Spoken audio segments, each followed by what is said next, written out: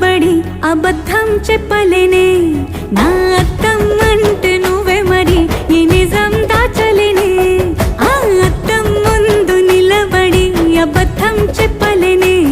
నా అద్దం అంటే నువ్వే మరి ఈ నిజం దాచలేనే